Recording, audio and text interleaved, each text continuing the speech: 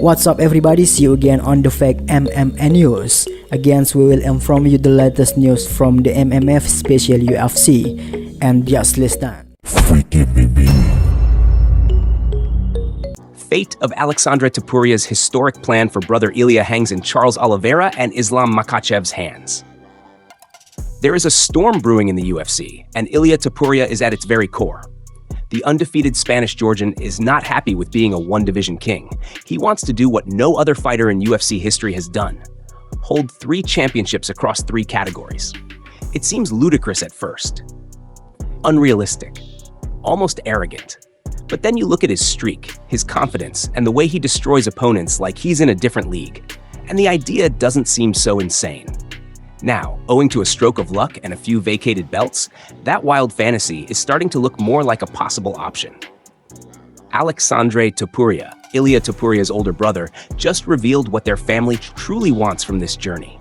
When El Matador relinquished his featherweight belt and transitioned to lightweight, the natural next step appeared to be a fight with Islam Makhachev.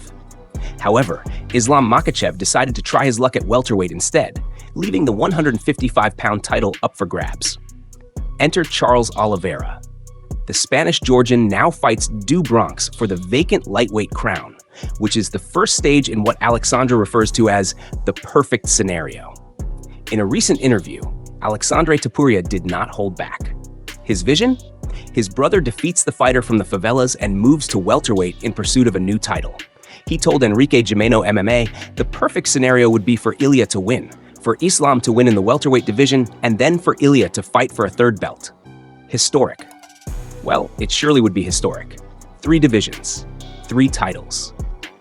A moment that would break UFC records and set a new standard that no one has ever surpassed.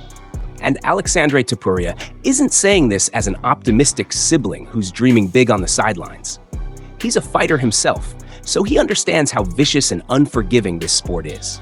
For him to speak this aloud indicates that they believe in it more than anything. In fact, they're not fantasizing, they're plotting. But the truth is that everything depends on the 2 fighters doing everything right. Ilia Topuria must defeat one of the most deadly submission artists in the game. And Islam Makhachev? He has to walk into the welterweight division and seize the throne like it's just another day at work. There are a lot of ifs, and MMA has a strange way of derailing even the best prepared plans. One wrong move, one quick knockout, one surprise guillotine, and the perfect scenario is gone. Aleksandre Topuria's goal may be historic, but it is also hanging by a thread that connects 2 of the sport's most unpredictable competitors. But what if the Spanish Georgian succeeds, and it is Islam Makhachev who fails to get the gold? Will we see the return of the Dagestani to lightweight and challenge El Matador for the gold? Well, not as per Topuria. Ilia Topuria may be after greatness, but he isn't giving away golden tickets to everyone, especially a fighter whom he believes ducked him. As the lightweight division prepares for a new king at UFC 317, El Matador has made it clear that if he wins the crown and Islam Makhachev fails in his welterweight goal, the Dagestani would not be greeted warmly.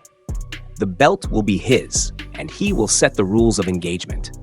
The Spanish Georgian has not minced words on Makhachev. When things became serious, the defending lightweight champion moved out rather than moved up in his eyes.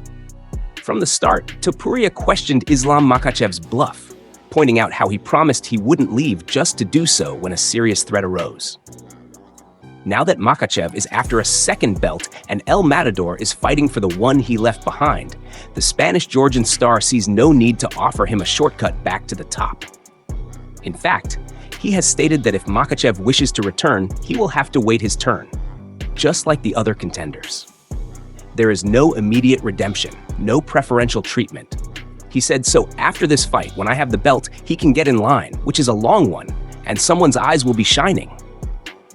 Well, it seems like he truly meant it, and the Dagestani will now have to wait in line again. Because when you walk away from a fight, you walk away from the front of the line.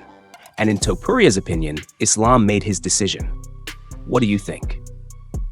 Will Aleksandre Topuria's plan find success? Let me know if you'd like a condensed version, headline, or a social media post version as well.